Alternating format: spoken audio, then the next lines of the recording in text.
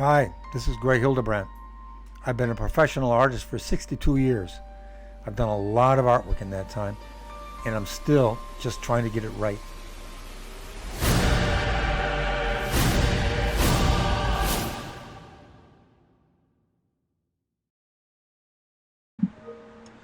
All right. Yeah, and we're still trying to get it right, right? Still, every single week. I think we got pretty close that time. But anyway, this is about heroes. I'm Captain America. Rise and shine, soldiers. Courage makes a hero. There you go. That's the beginning of it. Is Captain America a hero? Sort of like, big-fisted Captain America. Bam! He's got big feet, too. Big feet, small body, big head. You know, he's like a hobbit proportion. Captain America, kind of like, That's Captain Bilbo. Captain the Shire, right? Did they live in the Shire? Maybe I should do a crossover with the Lord of the Rings characters that I've drawn and turned them all into Marvel characters. Who would be who? Sam would be... That's a great question. Who would be who, folks? Yeah, who would be who? We got people turning around. We're doing it a Marvel Lord of the Rings mashup. Who would be who? Yeah, who would be who?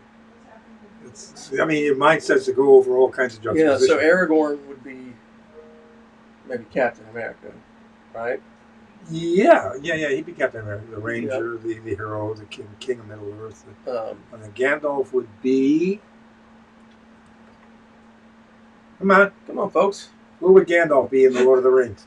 In the Marvel Universe? Adrian says that we're getting very close to right, guys.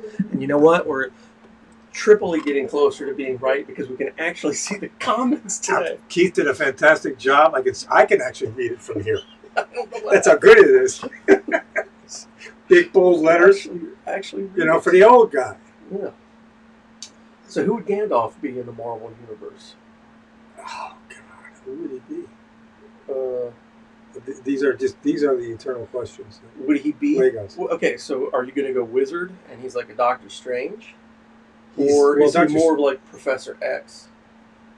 He's the leader, spiritual leader. Yes, of course.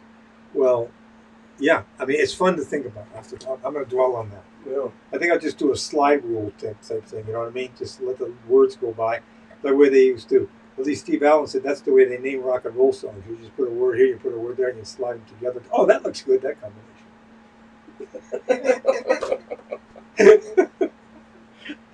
Just random. We've done it. I've just done experiment. You scribble. Then you start to see all kinds of faces in them. Yeah. Tons of faces. I would take like a block of charcoal, or not charcoal, but a block of graphite. Never liked working in charcoal. Hate it. What crumbles and falls away. It feels on my fingers. I did it when I had that brief stay in art school and life class. That was it. Yeah.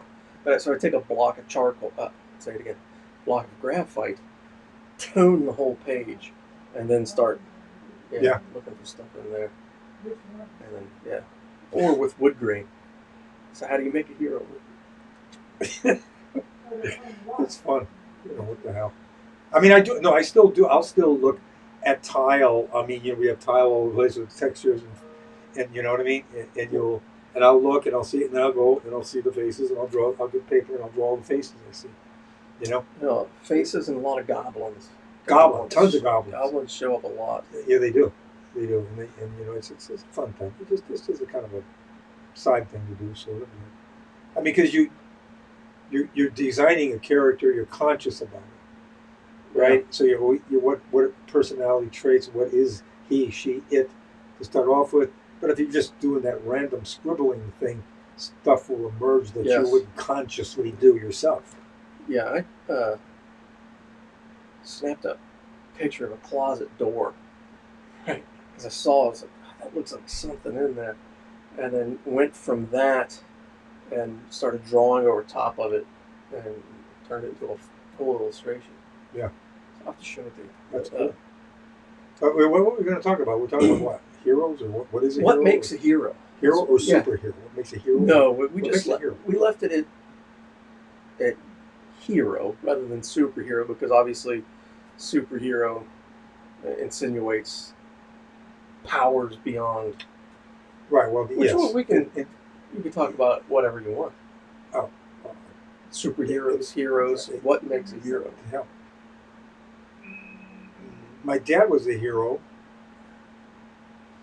to me. I mean, I remember. I think we talked. I don't know if I talked about this last time, but the first image that I'm doing an autobiography, writing it and drawing pictures of it and everything.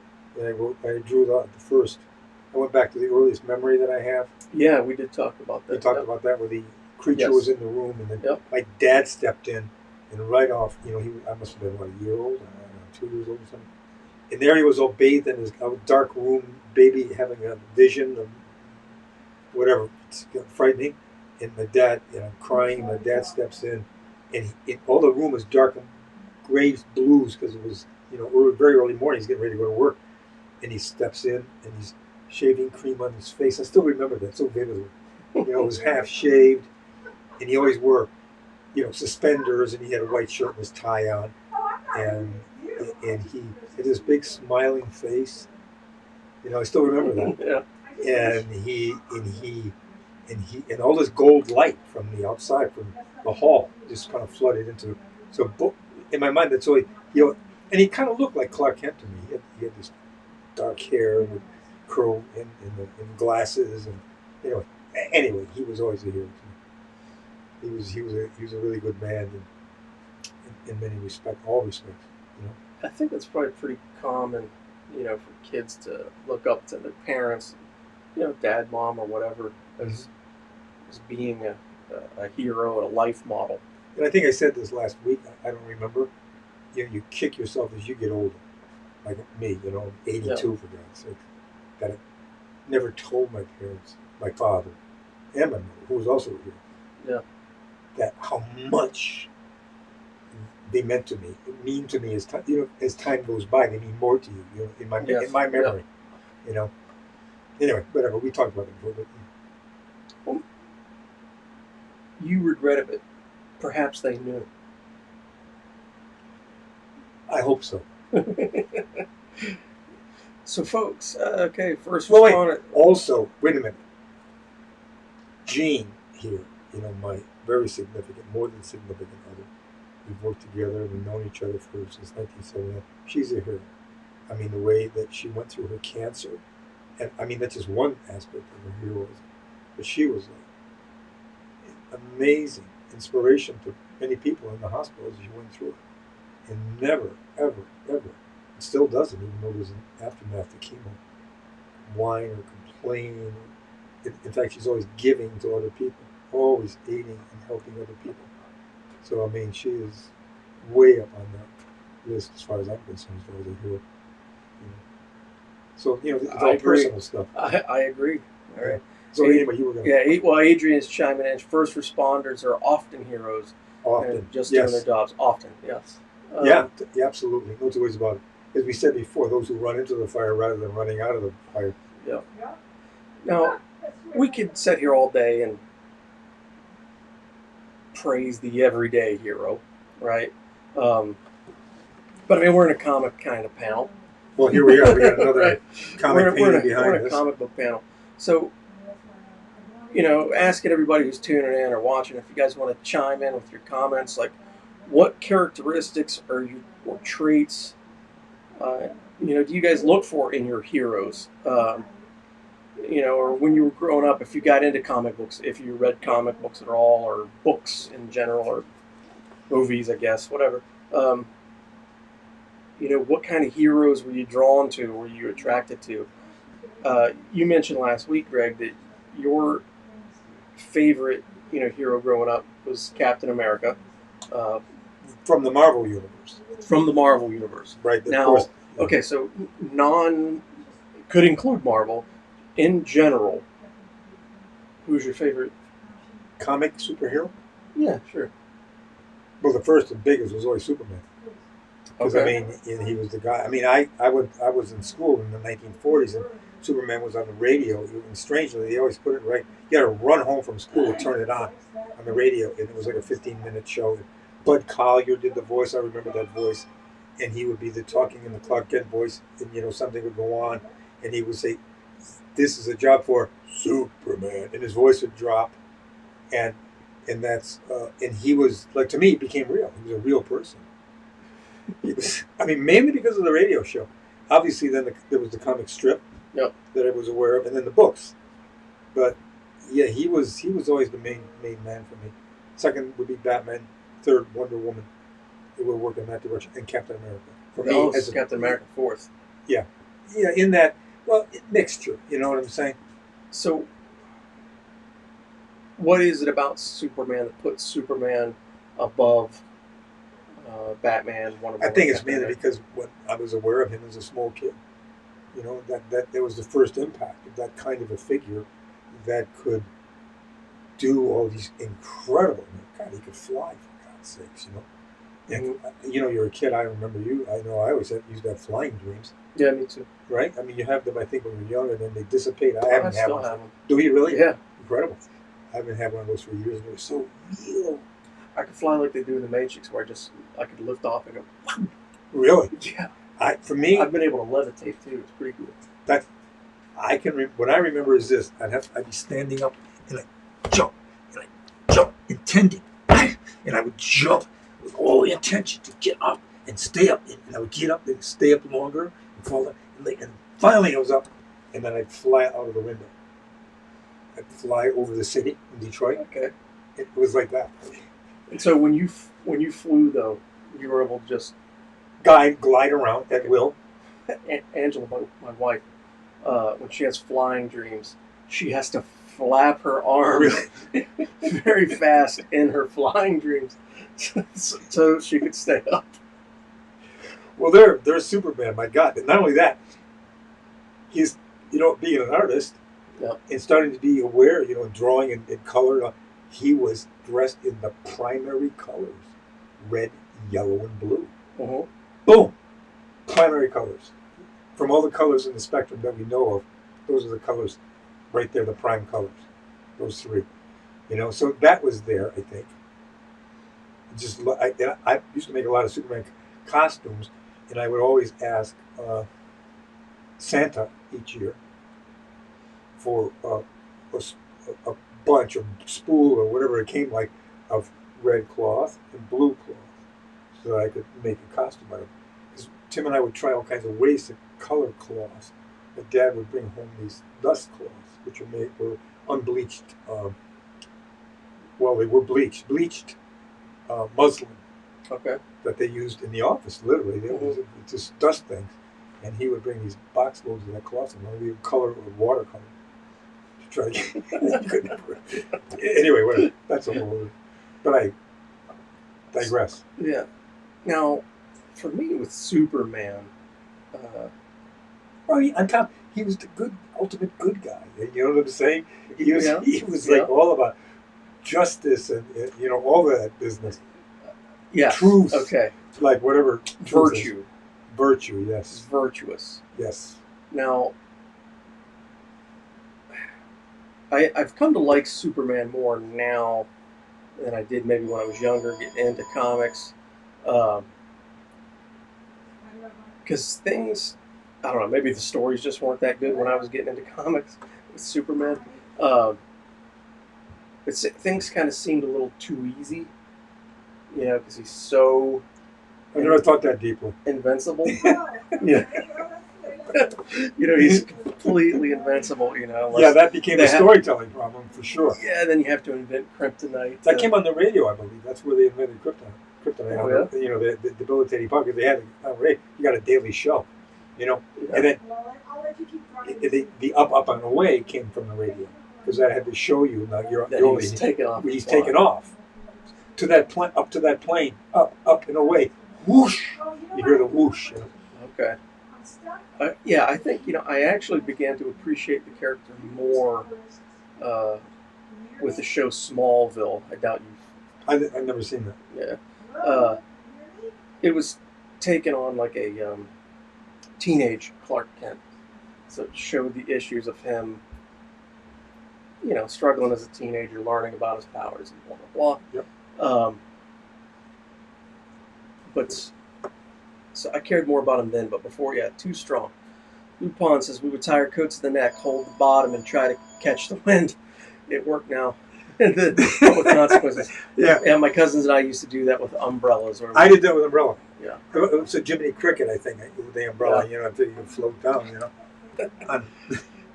Sharon thinks Superman was great Sharon, because he was a human with faults, but a superhero with none, leaving the whole kryptonite thing out. That's true. Honest in spite of challenges. That is, yeah, right, yeah, virtuous. Now, stay on Superman here for a second. I went into the DC offices a long time ago when I was at the Hubert School, and they had a bust of Nicolas Cage as Superman. And everybody at the time was like, what were they thinking? You know, because Nicolas Cage has got a little... Sorry for all the Nicolas Cage face lovers out there. Wasn't he going to do that movie? Or he was... Yeah. And so everybody was just bashing it.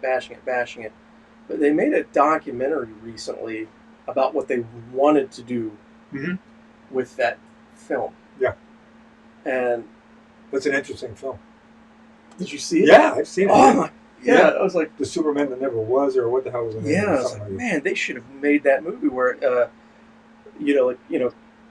where it said, Clark Kent was human with faults, like how he was, as Clark Kent, a nervous wreck. You're just fumbling over everything, couldn't talk, it's just so clumsy and all that, but as soon as then becomes Superman. I wish they would have done that version. Yeah. Well, yeah, there's a lot of things that I wish, that I would have done anyway. But, So, we were talking, you and I, over the last couple of weeks of Nicolas Cage with the Flying Elvises was priceless. Yes, I agree. Utah chapter.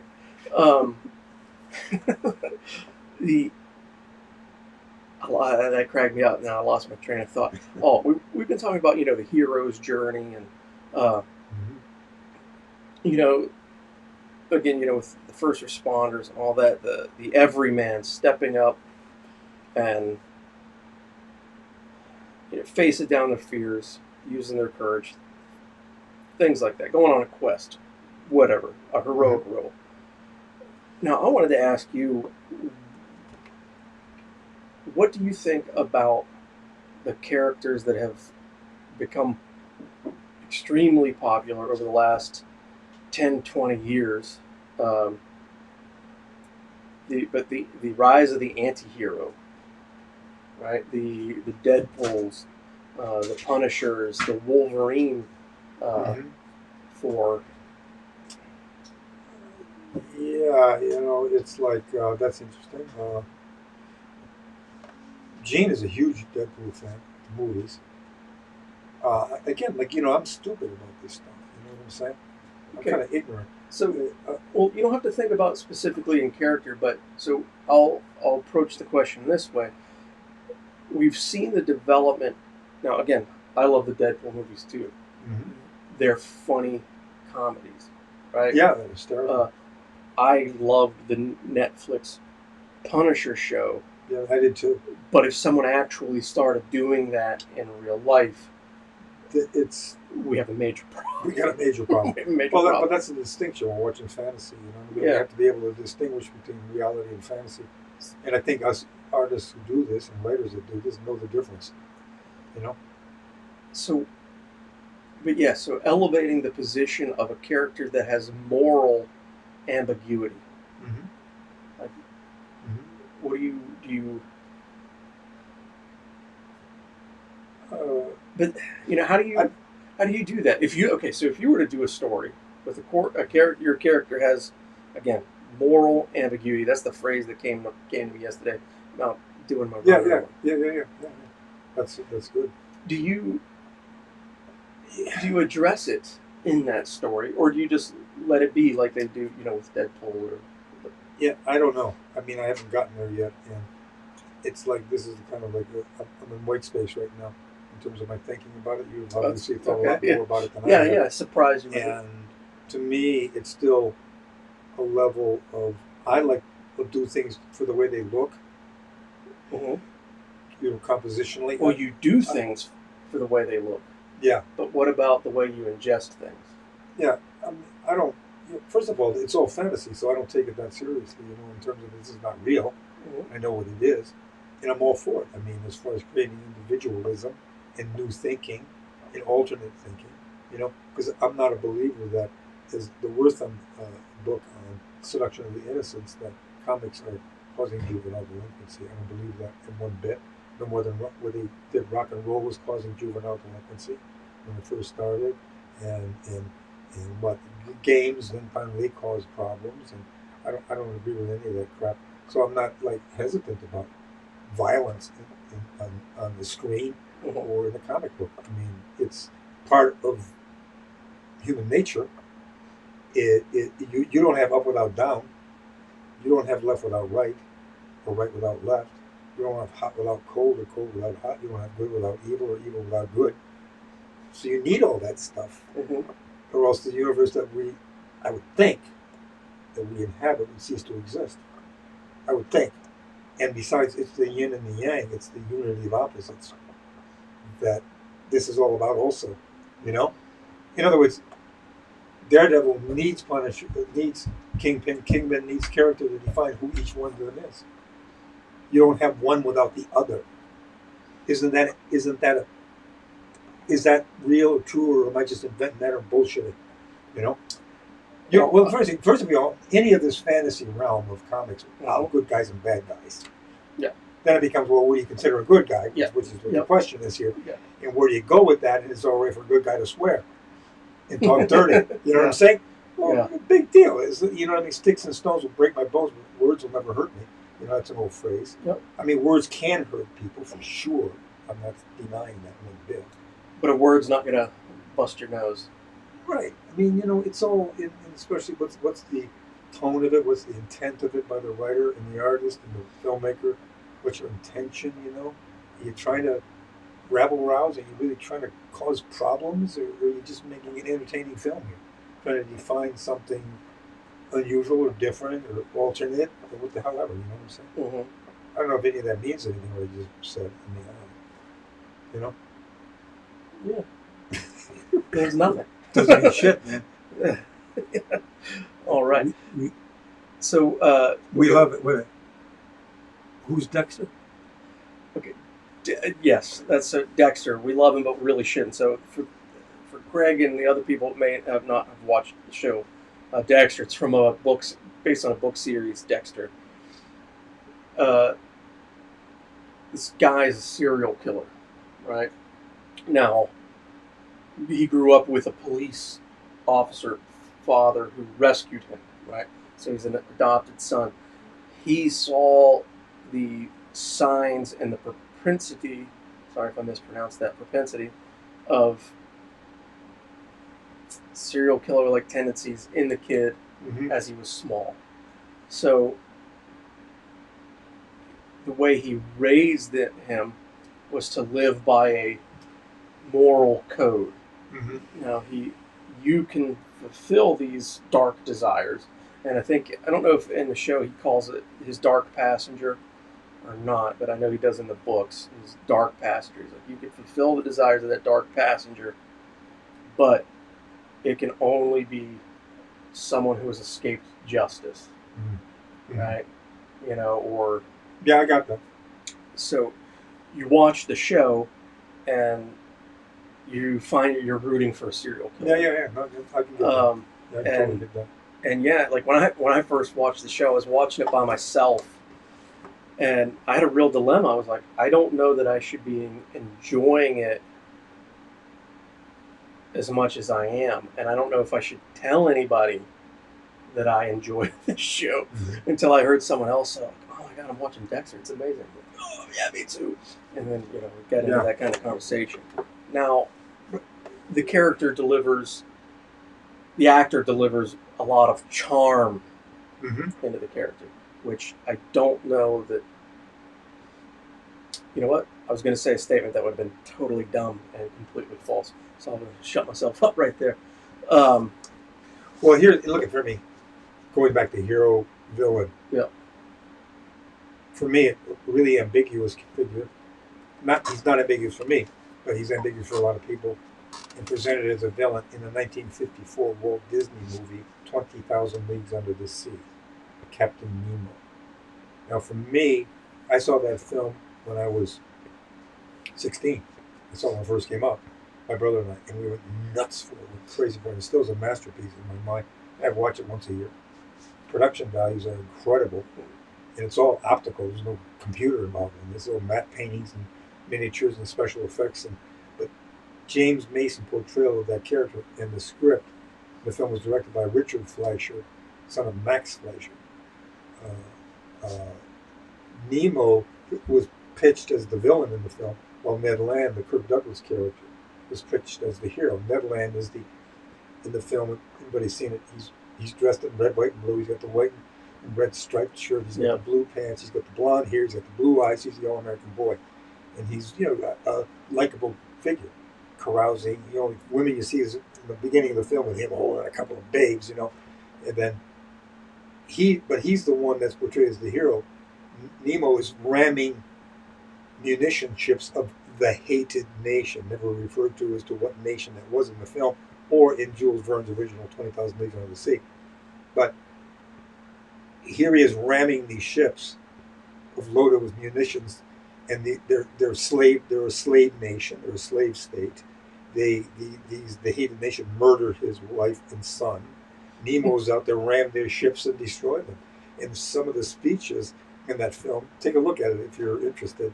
There are some very ambiguous speeches. If you put yourself in 1954, the height of the McCarthy craze, and everything had to be one way or the other, binary, you talk about that like it is now. And Nemo comes off as this, I saw him as a hero. Everybody's pitching him.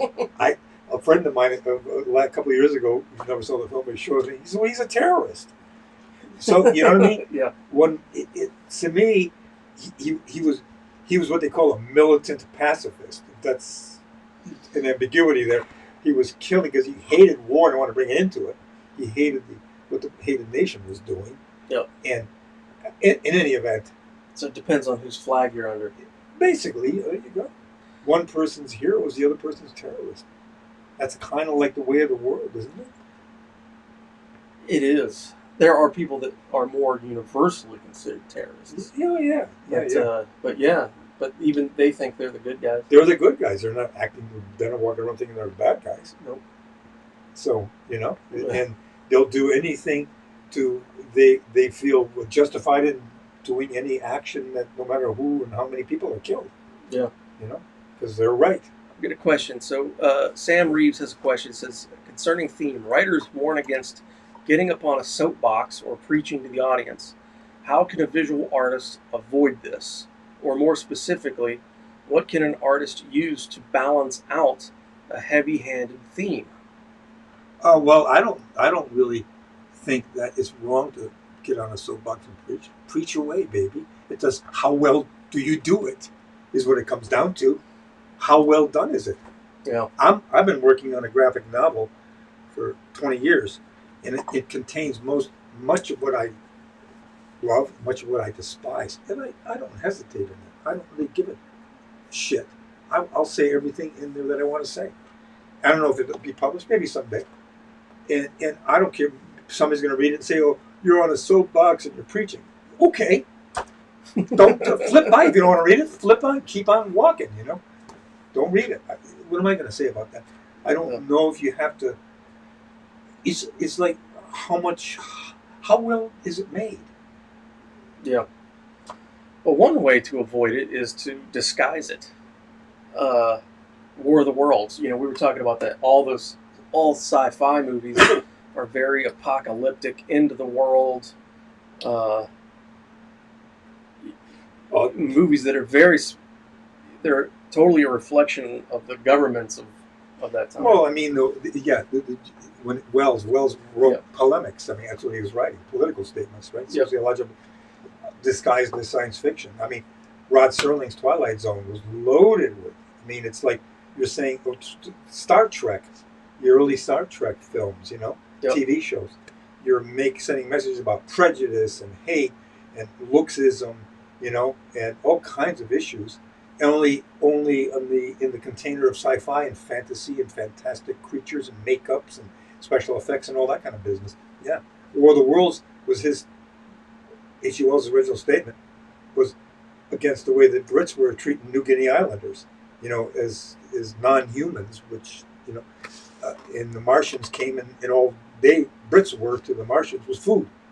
That's it. It wasn't like there was some sociological situation. They were food. That's all you are. And with things like that, that could be heavy-handed. It's like sometimes you show them, and sometimes it's better to have it happen off camera, or silhouette. Like, and another example, like I would use, like if you take a horror movie, you have anything like from the Saw franchise, where it's just over the top, grotesque, violence, where they're trying to make you gag and puke. Or you have Alfred Hitchcock's Psycho, where all you see is a scream and a silhouette. Mm-hmm. But to me, that's much more effective. Oh, absolutely. So, oh my God, yeah. There are ways around. I mean, what? But yeah, like that scene is character disguised as mother stabs woman in shower. You could show that very heavily-handedly. Yeah. Or. Well, I remember talking to George Pal, one of my childhood hero, War of the Worlds, his version, and one of the great filmmakers, original serious filmmakers in Hollywood, Hungarian, puppet tunes and all that stuff came here, and he said, the less seen, the more apprehension there is of violence or horror. You know what I mean? You don't show it that clearly and leave your imagination to take over and to fill in the gap. That's much more powerful, But I think on social issues and, history of injustice, racism, and all those, everything, it should be shown clearly for what the hell it is in no uncertain terms. It's like somebody just said, don't censor yourself. Alex, don't censor yourself. No. Well, I mean, yeah, well, you not if you're trying to convey. Don't censor yourself, but edit yourself. Yeah, edit yourself. If you're trying, censor yourself for sure. If all you want is to create shit in the world and anger and rage and upheaval and more crap and more violence, But so that's there. You don't get to yell fire in a crowded movie theater if there's no fire. That's kind of like pretty obvious and pretty simple, and there it is. So it's got its limitations, free speech, freedom, and all that, So Sam follows up with that so there's nothing wrong with an obvious theme that does not detract from the artistry, ? You touched on that a bit. It depends on what it is, what you're doing, how well it's made. If you look at the Roots or Amistad or 12 Years a Slave, which I just saw not that long ago, and said, why didn't I watch it earlier when it came out? They're right there. It's delivered right. Yeah, there right it is. There. And so sometimes I feel that it does need to be. Well, look at like if you take the my mind's going off. You see what all of a sudden you're ready to say something and then you fall into God, we'll just keep moving on. It'll come back to me what I was going to say. Right. But sometimes you want to crank it up too. You want to increase the statement being made. Yeah. For the sake, exaggerate it to an extreme degree. You know what I'm saying? Or even use comedy. Look at how Mel Brooks used comedy in the history of the world. Who in the goddamn hell would ever do the Inquisition as a musical number? The Inquisition. You know what I'm saying? Yeah. Yet you laugh like crazy. It's just like, but at the same time, for me, when I saw all that film, it's like, my God, look at this. He's freaking sucking it to them like fucking crazy with this outrageous musical portrayal. In other words, that's what it did for me. So Brooks would use that kind Springtime for Hitler. Yeah, come on. It's like, overwhelming, really, to recall it in that way. Who the hell would do that or could do that except Brooks? I mean, my God, you know. I mean, there's all ways to approach a subject, you know, and some of it may, to some, one man's meat is another man's poison. That's an old cliche. There you go. It's funny you say that because he's making comments over here to Adrian saying if it wasn't for the color, he would be eating Spam. Spam.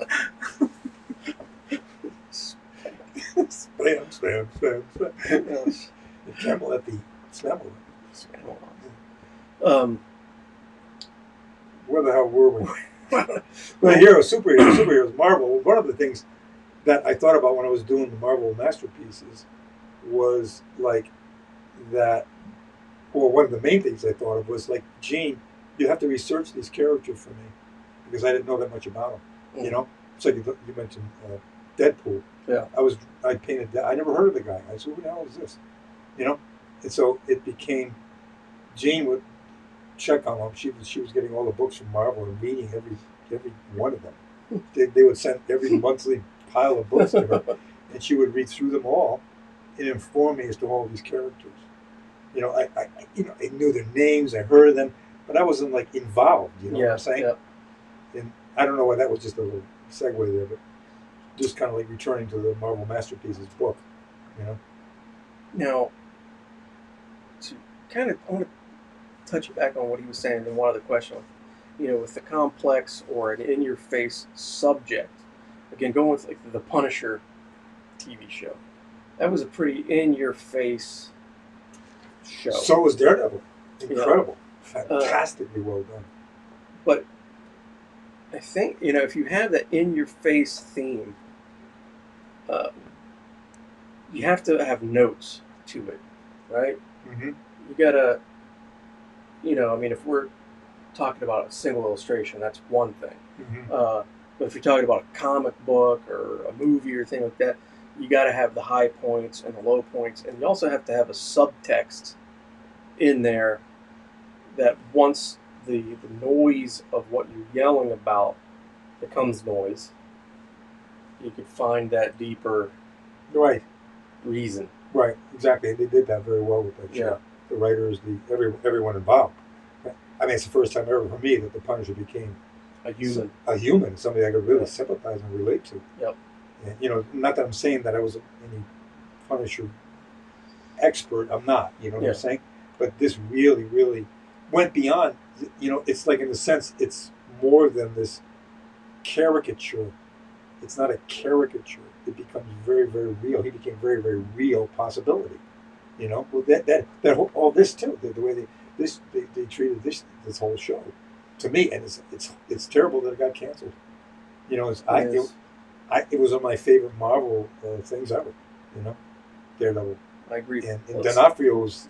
Oh my God! Really, he was terrifying. Just the close-ups of him not saying a word, that seething. He was terrifying. Just incredible. Boy, he's a great actor. And he didn't have to do a whole lot. No, he didn't. Staring at that white wall picture, it was amazing. Yep. Amazing. All right. Hey, Gene, what is the code for the week? What is the what? The code. We have to have the code word.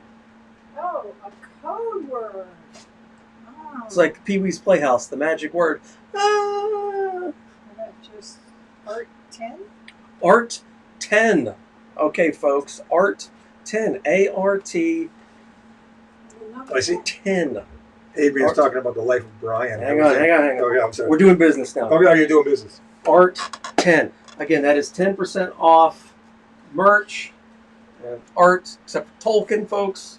Sorry about that. No Tolkien discounts. But anything. You know, we're talking about all this beautiful Marvel stuff. Let me get it in the camera. Captain America duking out Hitler. This beautiful Black Panther. These are covers for, variant covers from Marvel. This was for the Baltimore Comic Con. They made that print as an exclusive. Oh, here's the newest one out. Do we have that for sale? I'm not sure. Hey, Gene. What? Do we have this Betty Page print for sale? Yes. We need to We need to put that on the gallery. Well, then should we do that? Do that. Okay, we are Well, ready. That'll be going up in a bit, folks. It's not there yet. Look, but don't touch. Star Star Trek. Trek. I had fun doing that. And here we are. Moral ambiguity at its finest. Thanos versus Deadpool. Thanos. Moral ambiguity. Yes. Wants to kill half the population, but for very good reason. He's got his reasons. Here's a We've got print of prints this of one that behind it. beautiful painting behind us. And we got a couple, again, moral ambiguity at its finest. When I did this one, it's like Marvel simply, I was doing these variants, and they were great working with, because George over there would just say, I want Punisher and what's his name? And Deadpool. Deadpool, yeah. The two most violent guys in the Marvel universe. And I said, how the hell do I make them fighting? I mean, So I, just had them flipping and giving them the bleed. So that kind of took the edge off of it. And then we also have Thor. So all these are available on the gallery in the comics section. We're running low on quite a few of them, particularly the Captain America punching out Hitler, getting low. Yeah. Thank you for posting that code in the comments, Adrian. Always appreciated. And Adrian also asked if you could talk a little bit about this Daredevil Kingpin painting you got behind us here. Well, it was a variant. I mean, and I did a lot of sketches. What's a variant? You explain a variant. Okay. Please, Variant. if you would, please. Okay, so in comic books, if you don't know what a variant is, they have a normal cover, right? That's what goes on. Now, to boost sales and things like that, they have retailer exclusive or distributor exclusives and things like that. And those are called variant covers. So it won't be the normal cover. It'll usually be a much more limited run on the book. They become sought after and looked for by collectors, and you name it. So this was done as a variant. And I just went back to the original that's not the original costume, it's the second. Yes. The original But it's probably the more famous, the more well known. And that's basically what the directive was, and then it was up to me to come up with the image, and they'd just leave me alone. And I did maybe 20 different, more than that, maybe 30 different layouts. And I had Daredevil winning. I had them both equal in combat. I had Punisher, Kingpin winning, as in this one, and that's the way I ended up with it. I just had him not winning, but giving Daredevil a left hook, and so then I show Marvel the sketch, just a real rough sketch. They approve it, and then I pose models and take pictures, do a final layout, and show that to them, and then they approve that, and then I paint the picture. That's the general way it goes. So that's. You wouldn't happen to remember the issue number? I have no idea. No idea. And it's like, but where you position it, where you present it, where's the setting? Somewhere in an alley, garbage cans flying around and stuff like that. You know what I'm saying? And is that a random door back there? Yeah, there's a door, like Okay. Somebody busted through a door. I don't know what the hell it is. And this is like 3-point perspective, so to speak. Where there's a vantage point way up there because the camera's very low. You're down on the ground level, looking up, so things disappear. There's a vanishing point way up high, And when I say camera, because it's all about camera angles, for me. Yep. I used to do filmmaking, so I'm always thinking about, and anybody that's doing graphic stuff, right, they're thinking about their camera angles, especially in comics. I mean, it's all camera angles. That's the beauty of you're making a mini movie anytime you're making a comic book, drawing a comic book. So that's that for that. Yep. So any more questions about this particular piece? Any specific questions or anything like that? But yes, I know what Alex is talking about. Yes, that was a variant cover that sold for quite a bit. The composition of the Daredevil versus Kingpin painting is breathtaking, Greg.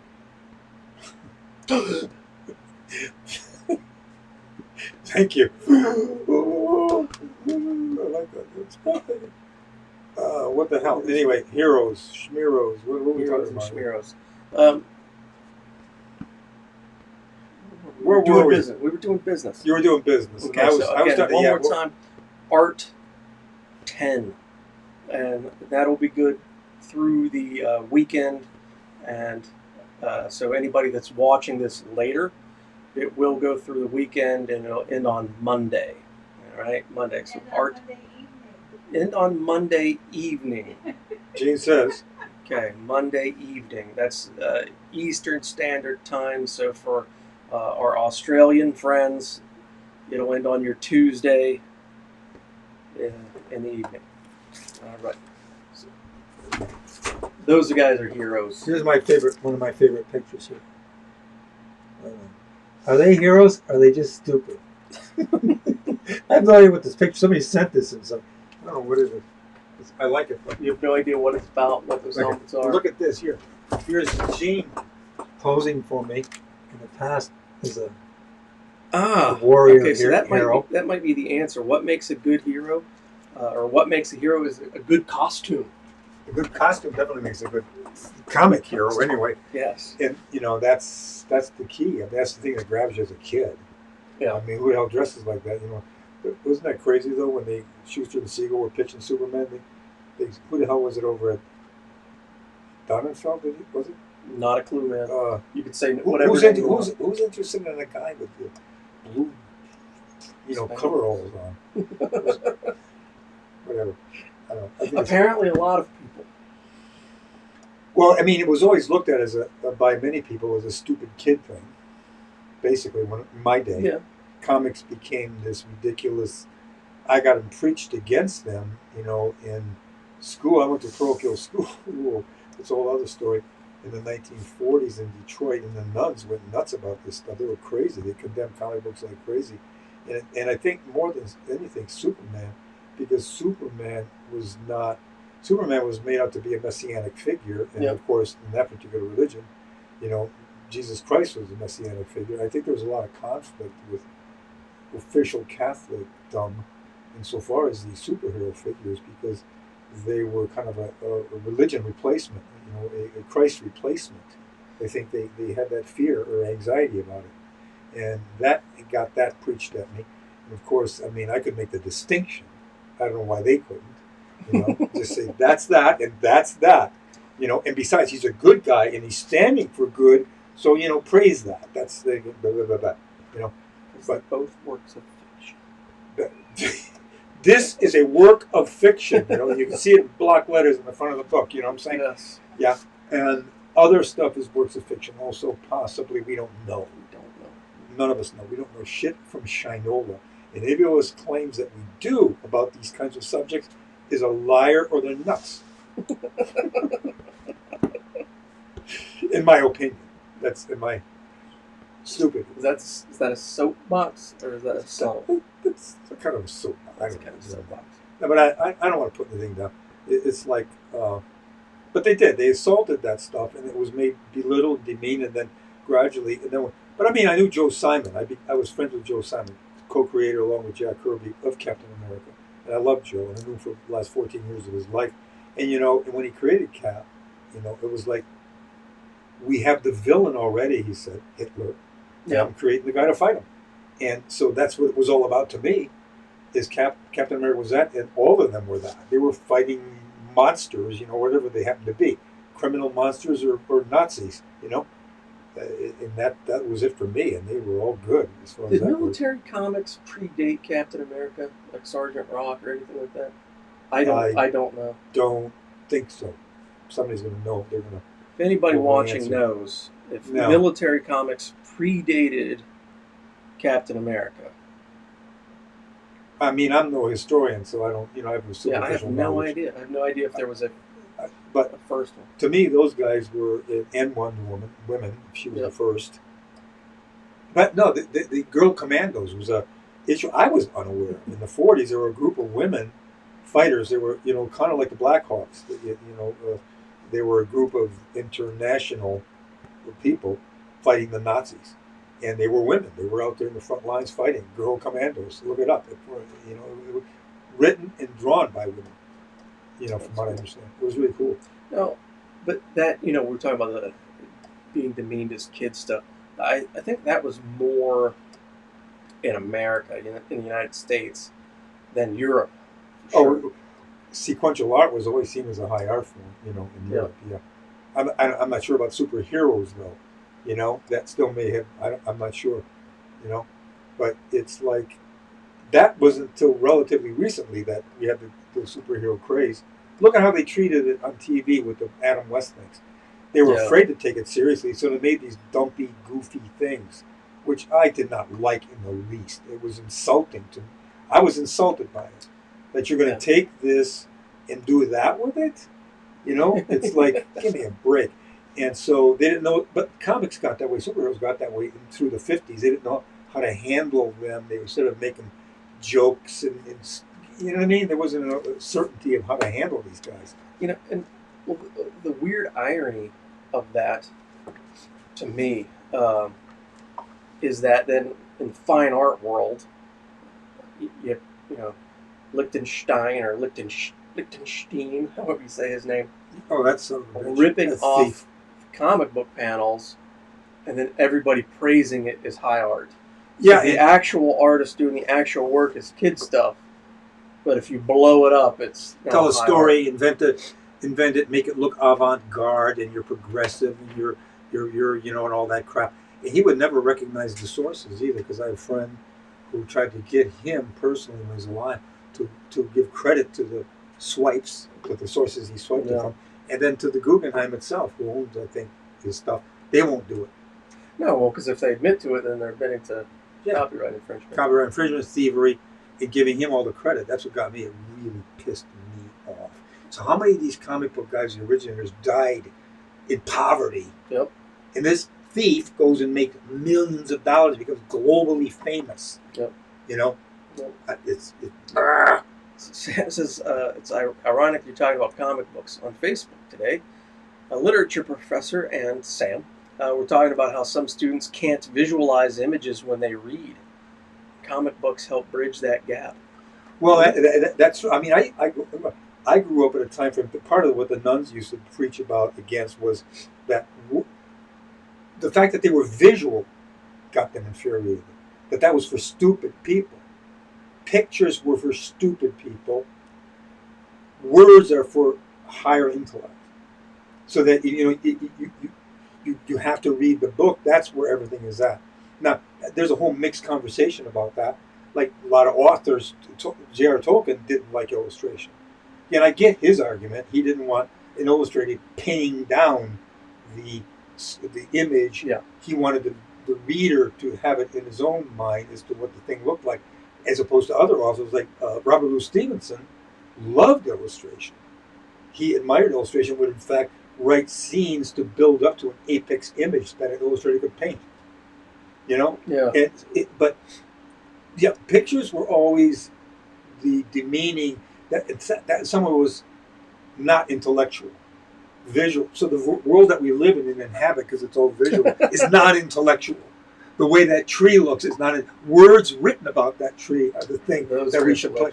Well, that's a way that I think the early church too. They denied pictures were only used, in their case, for propaganda purposes. I guess when used for propaganda, furthering their belief system, and with any other religion, politics, that furthers that particular system, now it's okay. But if it's not to furthering that system, it's demeaning and stupid and not anti-intellectual. I know I'm rambling all over the place. It's fine. Well, I mean, I could talk about soapboxes. Pictogram communication is it's far more effective than words. And the reason I'm saying this is that, well, words require you to be able to read. Now, people might jump to the conclusion, oh, well, you're stupid if you can't read. Now, okay, there's language barriers that go on. You know, not everybody speaks the same languages or writes the same languages, things like that. Words have different meanings provided into context. Yeah. I know a lot of people that, you know, with disabilities that are perfectly cognitively capable but you can't speak. But they could communicate using pictograms and looking at pictograms. Right. I think Adrian just said it's immediacy of the idea. A picture provides an immediate context, and if it's not made so subtle, then everybody knows pretty much what's going on. And that old phrase, a picture is worth 1,000 words. Yeah. That enters the scene. If you were to see, how about one of the most famous photographs, Marines raising the flag in Iwo Jima? Try to convey that in words. You know what I'm saying? No. You're just not going to pull it off. It's not going to happen. And, don't get me wrong. It's words, my God. Yeah, no, you read all the time. But yes, I read 5 books at a time. But I'm just saying, though, for those who make the distinctions of that's thumbs up, that's thumbs down. You know what I mean? That kind of stupidity is what I'm talking against. That extremist point of view, Yeah. So some person. Okay, we'll skip to. Greg, have you ever met Alan Lee? No.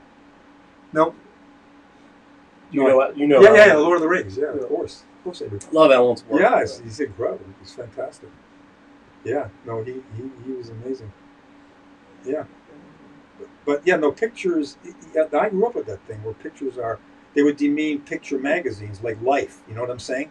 This is, we shouldn't look at they're just merely they're just pictures. I always found that so bizarre, especially people that talk to me, and I'm a graphic artist, and they would even talk to me that way. As a kid, and as an older person too.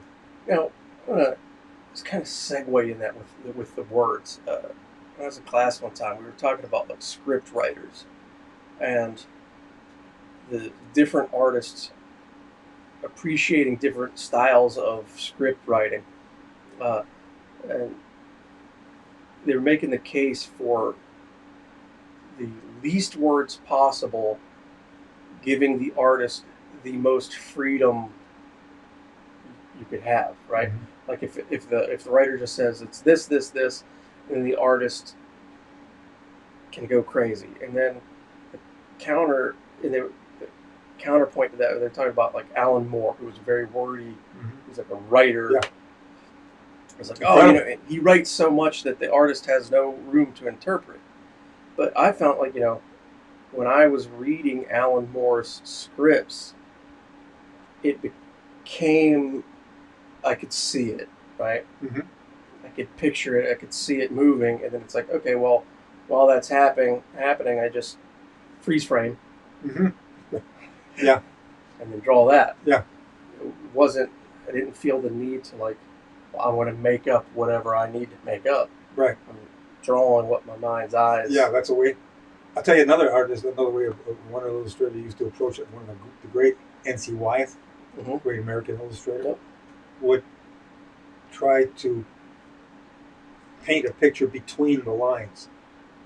In other words, he wouldn't necessarily take a scene exactly as it's written, but try to imagine what's going on between or other than outside of that a little bit, so that he personally could feel that he was bringing himself to the thing. You know what I'm saying? So that it was a personal painting. So with the graphic novels that you have done, Couple of them too. right? I was going to segue this into the children's book stuff too, but let's start with the graphic novels. Right? Last Goddess of Krypton, right? It's DC. the DC one. Walt Simonson wrote it. Okay, so he wrote it, and then X-Men Oasis. Mm-hmm. I can't remember the author's name. Okay, he was doing all of the X-Men Oasis. How did X-Men 2099? X-Men 2099. And then you also did Emerald 7, but that was you and Gregory, your son. My son and my brother. Right. That's original. Yeah. How did you then approach it coming from script? Well, we also did Tearing the Pirates for the strips too with Michael Uslan. Yep. Read what Michael, see in this case, Michael Uslan, read the scripts. He broke it all down. He was very adept and skilled at generally in breaking the whole panels down. Panel 1, 2, 3, on the dailies. Uh-huh. And I ahead of time though, I designed the characters up front, working with him and working with Tribune Media, who owned Terry, They had to approve everything. They said what they wanted. They wanted it upgraded. That is to say, up. Now, hang on a second. When you say, okay, modernized and all that, sorry, I didn't mean to step on you. But when you say, did they take, okay, panel 1, this character looking left, sunset behind him? No description like that. How We already know the setup, so he's giving me the dialogue of the scene, who's in the scene, and writing dialogue.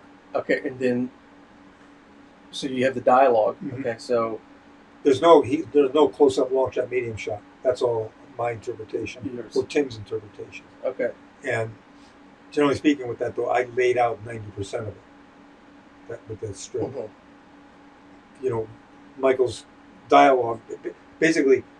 The dialogue of each panel. Say if there's 3 panels on a daily, Michael's dialogue in that, and the Sunday, 3 tiers. It was laid out, and he would write the 3 tiered strip of Terry for the first strip of panels to be disposable, because some papers wouldn't even print that. They would print the 2 bottom tiers, and you had a structural situation where you had the center bar in the middle of this 3rd tier of this middle tier had to remain persistent, because they would take this top strip, stick it over here, take the bottom strip and stick it over here to make 2 long tongue strips. I know that's a little complicated. I have to draw it all out. So you have to take all that into account as you were laying it out. And then he would write, like I say again, the dialogue, and the setting where it is, ship surface, on a boat or whatever. Up to me and Tim to design everything, to pick all of our angles and long shots, close up, medium shot, and then I would be comping in the type on the panels as I drew it. I was hand comping in all the copy in the balloons, and sometimes there was way too much copy. They completely filled up the panel. Like there was that much room on the bottom, and I'd get on the phone with Michael, and we would go over it. I said, Mike, we got to knock out this many words. So he'd be on the phone with the script, and he'd be telling me which words to knock off and what sentences, and here's the way to rewrite it and stuff like that. I'd be working back and forth with him all through the whole year on the script like that. Mainly over there was too much dialogue, and it was great. I had fun doing it. It was just a ball.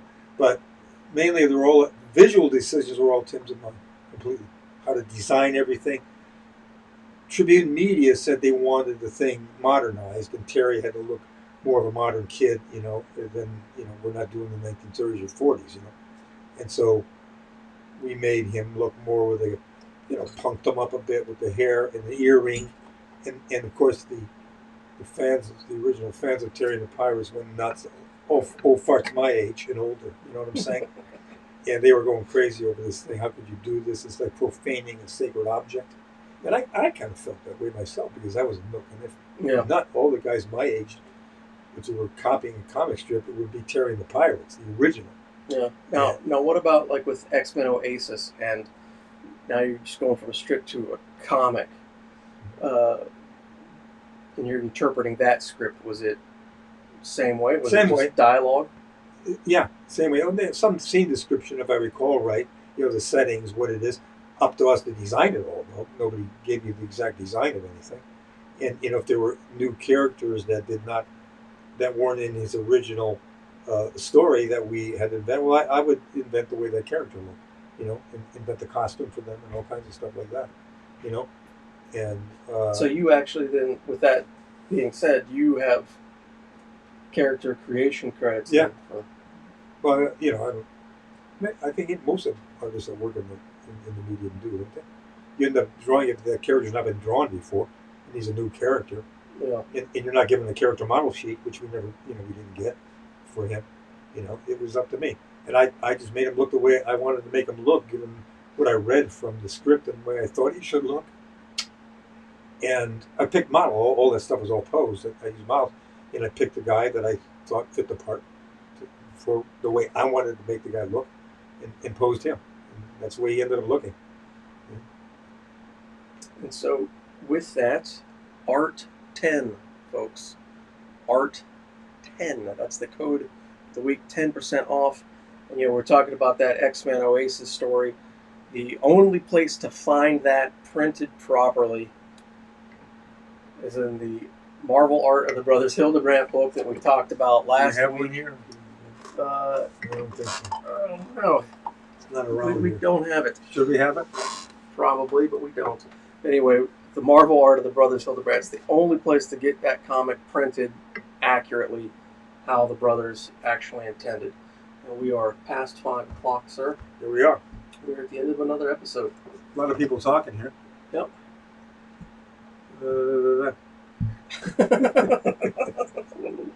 It's you said you can't tell us what from before. There was last week. There was a thin column of you know.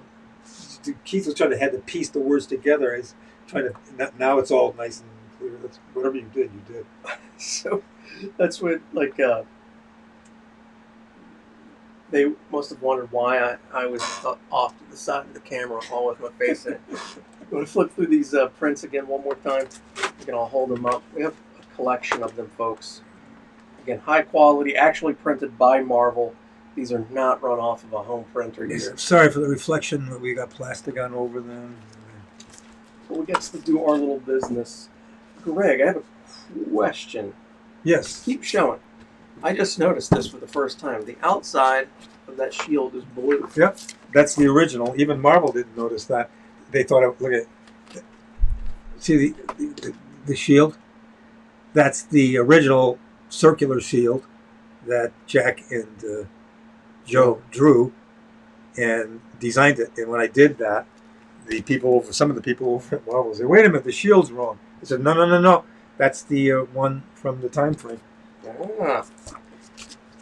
Well, I think a little something new every day. This.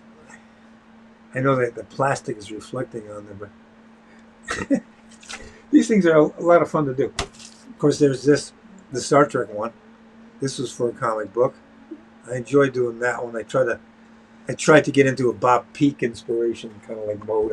Don't take me wrong. I'm away pretending to think I'm at any level of Bob Peak, but that was my inspiration for that. Yep. You know, that look from that time frame. Anyway, so there's a whole bunch of these things. Yeah. We'll make Betty available tomorrow. Betty Page will become available. Did we show that one? Or should we show it or what? Yeah, go ahead and show it. In case they This- want, they can look Well, for I it tomorrow. took this from a pre-existing photo of Betty, shot during the daytime in the sunlight by Bunny Yeager. And, well, I did it personally for Jean. She wanted me to just paint it. She loved that attitude of Betty. And she said, but don't paint it during the day. Paint it, like at nighttime. So I said, I can't make a transition from day to night. What the hell?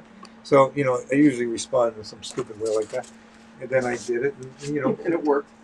And now that typeface, though, yeah.